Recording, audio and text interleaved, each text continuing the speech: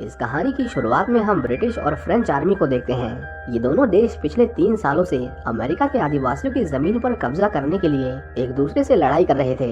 उन्होंने अमेरिका के लोकल लोगों को अपनी ओर करने की कोशिश की, जिसके बाद कुछ कबीले फ्रांस के साथ मिल गए तो कुछ कबीलों ने ब्रिटिश का साथ देना सही समझा।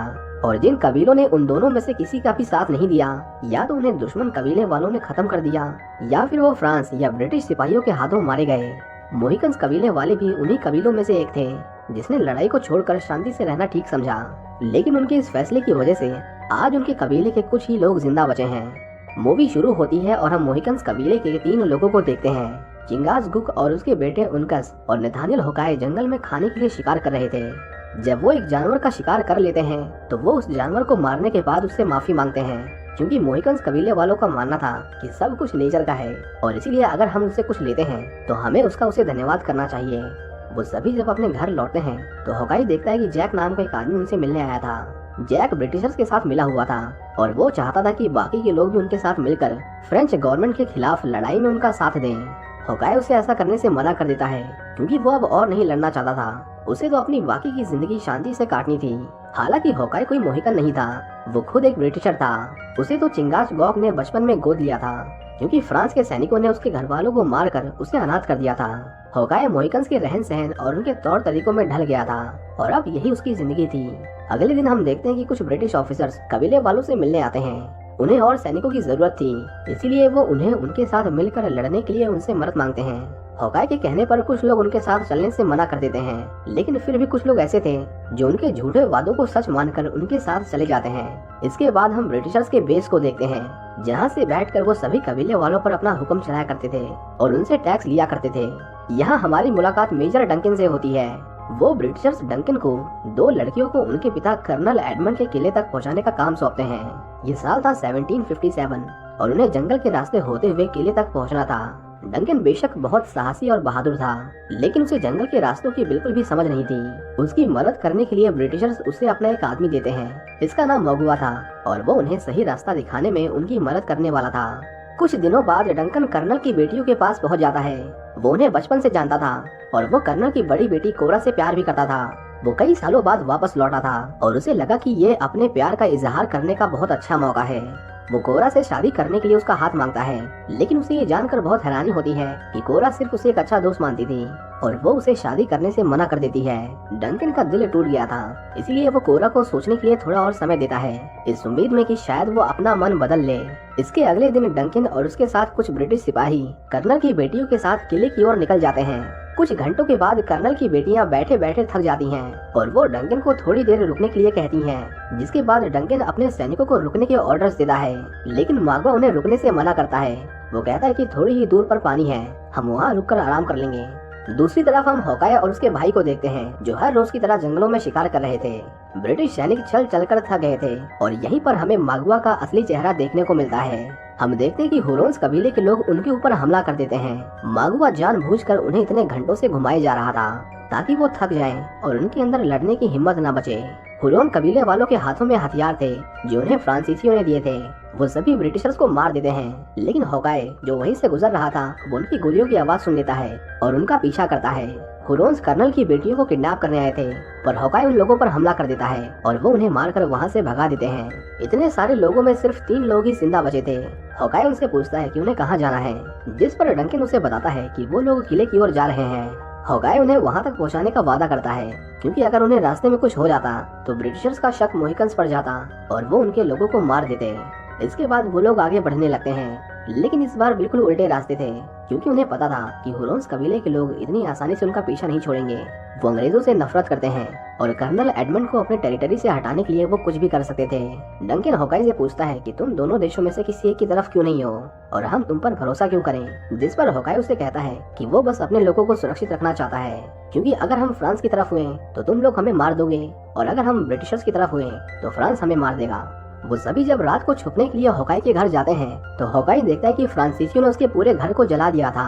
उसे वहाँ पर उसके 2 बेहद ही करीबी लोगों की लाशें मिलती हैं। उनका वहाँ पर ज्यादा देर तक रुकना ठीक नहीं था, इसीलिए वो सभी वहाँ से आगे बढ़ने लगते हैं। कोरा होकाई से कहती है कि हमें इन लोगों का अंतिम संस्कार करना चाहिए, ये उसके अपने लोग हैं। लेकिन होकाई उसे ऐसा करने से मना करता है क्योंकि इससे फ्रांसीसियों को पता चल जाता कि हम लोग अभी भी जिंदा हैं। कोरा उसे समझाने की बहुत कोशिश करती है लेकिन होकाई अपनी जिद पर अड़ जाता है, जिससे कोरा को लगने लगा कि होकाई एक पत्थर दिल इंसान है।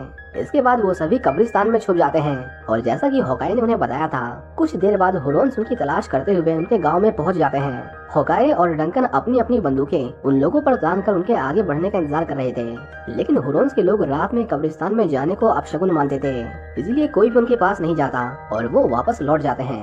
रात भर बचते बचाते वो आखिरकार किले तक पहुंच गए थे, लेकिन वहां आकर उन्हें पता चलता है कि फ्रांसीसियों ने किले पर हमला कर दिया था और वो कुछ ही देर में पूरे किले को गोला बारूद से उड़ाकर उसे गिरा देंगे। वो लोग किसी तरह पीछे के रास्ते से होते हुए किले के अंदर दाखिल होते हैं। किले के अंदर सभी डर के मारे इधर उधर भाग रहे थे। जब कर्नल अपनी बेटियों को वहाँ देखता है तो उसे उन्हें वहाँ देखकर बहुत हैरानी होती है, क्योंकि उसने एक दिन पहले उन्हें चेतावनी देकर यहाँ पर न आने के लिए खत लिखा था। डंकन कर्नल को बताता है कि उनका एक आदमी फ्रांसीसियों के साथ मिला हुआ था, उसने हमारे 18 सैनिकों को मरवा दिया, जरूर उसने ही आपके खत को हम तक पहुँचने से रोका होगा।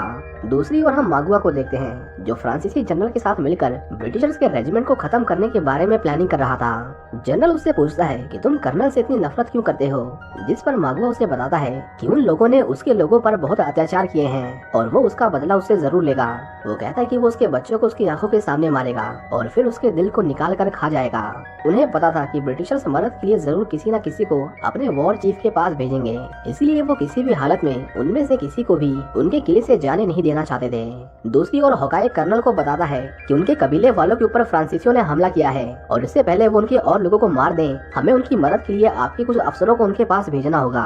कर्नल उसे कहता है कि अब हम तुम्हारे लोगों को बचाएं या फिर इस किले की सुरक्षा करें।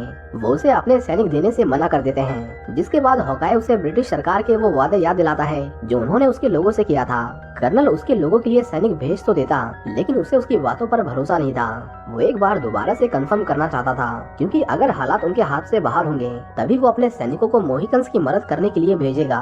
कर्नल डंकन से पूछता है कि क्या सच में होकाई के लोगों पर फ्रांसीसियों ने हमला किया था, पर हम देखते हैं कि डंकन यहाँ पर अपना असली रंग दिखा देता है। वो कर्नल से झूठ बोलता है कि उन लोगों पर फ्रांसीसियों ने नहीं बल्कि कुछ लुटेरों ने हमला किया था।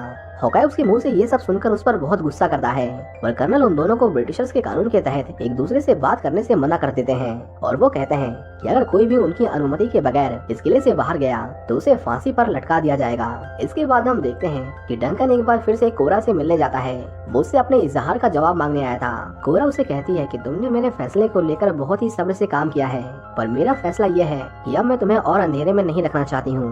वो कहती है कि प्लीज इसे मेरा आखिरी जवाब समझ लो, लेकिन मेरा जवाब ना है, वो उससे शादी नहीं कर सकती।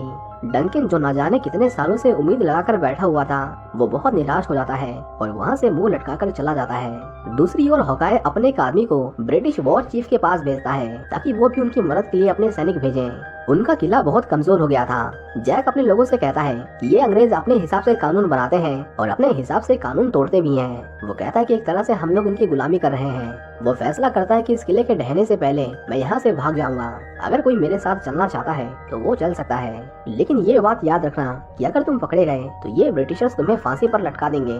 होकाई उन्हें वहाँ से निकलने के लिए एक रास्ता बताता है, लेकिन वो खुद उनके साथ जाने से मना कर देता है। यहाँ हमें पता चलता है कि उसे कर्नल की बड़ी बेटी से प्यार हो गया था। वो कोरा के पास जाता है और वो दोनों एक दूसरे को किस करते हैं, क्योंकि कोरा भी उससे प्यार करने लगी थी। अगले दिन जब अंग्रेजों को पता चलता है कि उनके कुछ वफादार उन्हें छोड़कर वहाँ से भाग गए, तो कुछ सैनिक होकाई के पास आते हैं और उसे गिरफ्तार कर लिया जाता है। उसे फांसी की सजा सुनाई जाती है, क्योंकि उसी ने उन सभी को भागने के लिए उकसाया था।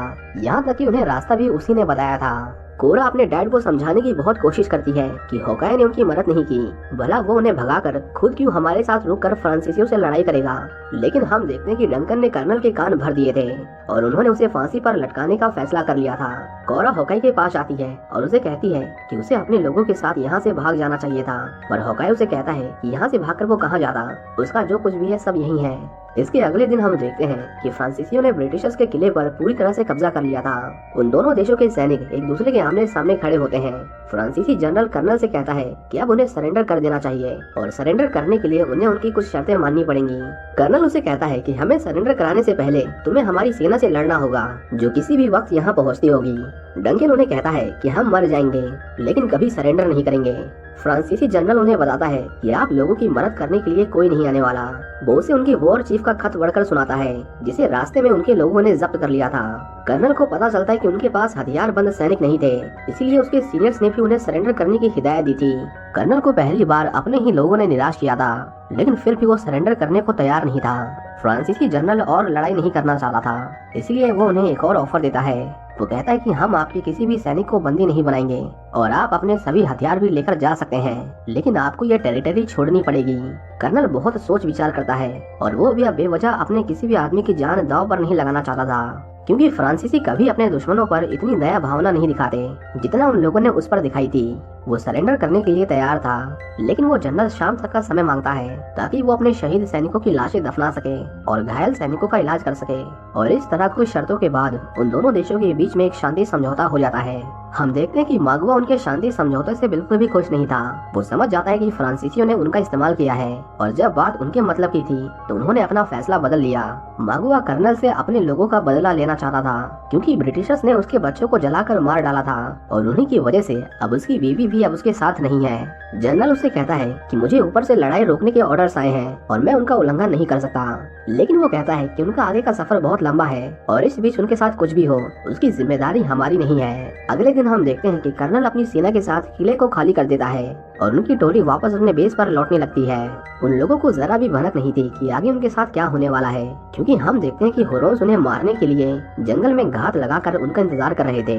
ब्रिटिशर्स जैसे ही बीच जंगल में पहुंचते हैं, उनके ऊपर मागुआ के लोग अचानक से टूट पड़ते हैं और उनके बीच में गोलीबारी शुरू हो जाती है। मागुआ कर्नल और उसके बच्चों को मारकर अपना बदला लेने आया था, लेकिन हम देखते हैं कि हॉकाई और उसका भाई उन्हें बचाने की पूरी कोशिश करते हैं। डंकन, कर्नल की बेटियां और हॉकाई का परिवार वहां से बच निकलता है, लेकिन ब्रिटिशर्स और कर्नल को मागुआ मार डालता है और जैसा कि उसने वादा किया था, वो कर्नल का दिल उसके शरीर से नोच कर निकाल लेता है। हॉकाई और नोरा नदी के रास्ते होते हुए वहाँ से बच निकलते हैं और आगे चलकर वो अपनी नाव झरने में गिराकर उस झरने के नीचे बनी गुफा में जाकर छुप जाते हैं। अब सब कुछ उनके किस्मत के भरोसे था, क्योंकि उसके आगे भागने का कोई रास्ता नहीं था। उनके लिए अच्छा यही था कि हुरोन समझे कि या तो वो पानी में गिर गए या फिर वो जंगल के रास्ते होते हुए जा रहे हैं। हॉकाई कोरा को कहता है कि अगर वो लोग यहाँ पर आए तो हमें यहाँ से जाना होगा, क्योंकि वो ब्रिटिश सरकार से सौदा करना चाहते हैं। वो तुम्हें नहीं मारेंगे, उन्हें तुम्हारी जरूरत है, लेकिन हमारी जान की कोई कीमत नहीं। कुछ देर बाद उन्हें वहाँ पर मशाल की रोशनी दिखाई देती है और हुरोन्स उन्हीं की ओर बढ़ रहे थे। हॉकाई कोरा से वादा करता है कि वो उसके लिए वापस आएगा और इतना कहकर वो झरने से कूद जाता है। जैसा कि उसने कहा था, मागुआ उन्हें ढूंढ लेता है और वो कर्नल की बेटियों और डंकन को छोड़कर बाकी के सभी सैनिकों को मार देता है। दूसरी तरफ हम देखते हैं कि हॉकाई और उसका परिवार अभी भी जिंदा था और वो पानी से सही सलामत बाहर निकल जाते हैं। मागुआ कोरा को अपने कबीले के मुखिया के पास लेकर आता है और उन्हें बताता है कि उसने ब्रिटिशर्स को खत्म कर दिया है। मागुआ कहता है कि वो इस अफसर को फ्रांसीसियों को सौंप देगा और उसके बदले मिलने वाले इनाम पर आपका हक होगा, लेकिन वो कर्नल के आखिरी वंश को यानी उसकी बेटियों को जिंदा जलाना चाहता है ताकि वो अपने बदले की आग को शांत कर सके। इससे पहले हुरोन्स के मुखिया अपना कुछ फैसला सुनाते हम देखते हैं कि हॉकाई उनके कबीले में आ जाता है। हुरोन को उसके रंग से लगा कि वो कोई घुसपैठिया है, इसलिए वो उसे बहुत मारते हैं, लेकिन हॉकाई किसी तरह मुखिया के पास आता है और उन्हें उन लोगों को छोड़ने की विनती करता है। वो कहता है कि अगर उन्होंने इन लोगों को मारा तो हमें ब्रिटिशर्स के गुस्से का सामना करना पड़ेगा। मागुआ उसकी बात को काटते हुए कहता है कि अब हमें ब्रिटिशर से डरने की कोई जरूरत नहीं और ऊपर से अब हमारे पास हथियार की भी कमी नहीं। हम ब्रिटिशर से लड़ सकते हैं और जब हम और ताकतवर हो जाएंगे तो हम भी उन लोगों की तरह व्यापार करेंगे। हॉकाई कहता है कि अंग्रेजों और फ्रांसीसियों का कोई भरोसा नहीं और अगर जरूरत पड़ी तो वो एक दूसरे से हाथ भी मिला सकते हैं। हम उनके रहम के भरोसे नहीं रह सकते, इसलिए हमें इन तीनों को जाने देना चाहिए। मागुआ पहले ही कई ब्रिटिशर्स का खून बहा चुका है।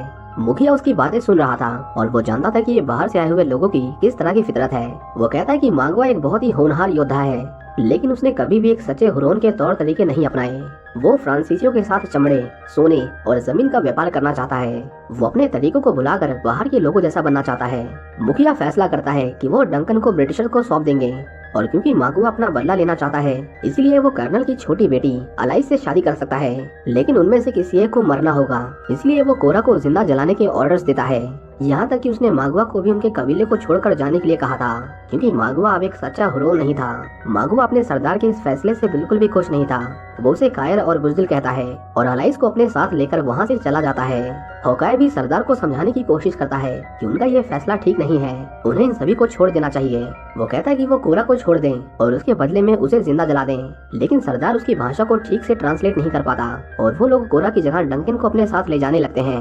होकाई उसे कहता है कि वो उन्हें नहीं बल्कि मुझे ले जाएं, लेकिन अब बहुत देर हो चुकी थी। वो लोग डंकन को जिंदा जलाने लगते हैं और उसे बहुत दर्द हो रहा था, इसीलिए होकाई उस पर दूर से गोली चला देता है ताकि उसकी मौत और दर्दनाक ना हो। दूसरी ओर मागुआ अलाइस को लेकर अपने कबीले को छोड़कर जा रहा था। होकाई का भाई जब उन्हें जाते हुए देखता है तो वो उनका पीछा करता है और उन्हें रोकने के लिए उनके सामने आकर खड़ा हो जाता है। उनकस मागुआ से लड़ाई करता है, लेकिन मागुआ उस पर धोखे से हमला करता है और उसे मारकर पहाड़ी से नीचे फेंक देता है। अलाइस ने भी अब उम्मीद खो दी थी। वो फैसला करती है कि वो खुद की जान ले लेगी, लेकिन मागुआ से शादी नहीं करेगी। वो पहाड़ी की चोटी पर खड़ी थी। मागुआ उसे उसके पास आने के लिए कहता है, लेकिन अलाइस वहाँ से कूदकर खुदकुशी कर लेती है। उनकस के पिता को जब पता चलता है कि मागुआ ने उनके बेटे को मार दिया, तो वो उससे उसकी मौत का बदला लेने के लिए उसके ऊपर टूट पड़ते हैं। होकाई भी उनके लोगों पर हमला कर देता है और वो उनके एक एक आदमी को मारने लगते हैं। आखिर में चिंगाजगोक और मागुआ की लड़ाई होती है। एक दूसरे का बुरी तरह से खून बहाने के बाद आखिर में चिंगाजगोक मागुआ को मार डालता है। अपनी पूरी कोशिश करने के बाद भी होकाई सिर्फ कोरा को बचा पाया और बाकी के सभी लोग मारे गए, जिसमें उसका खुद का भाई भी शामिल था। आखिर में हमें दिखाया जाता है कि चिंगाजगोक उसी पहाड़ी की चोटी पर खड़ा होकर ऊपर वाले से अपने बेटे की आत्मा की शांति के लिए प्रार्थना करता है। और इसी के साथ ये मूवी यहीं पर खत्म हो जाती है। उम्मीद करता हूँ कि आपको ये मूवी पसंद आई होगी।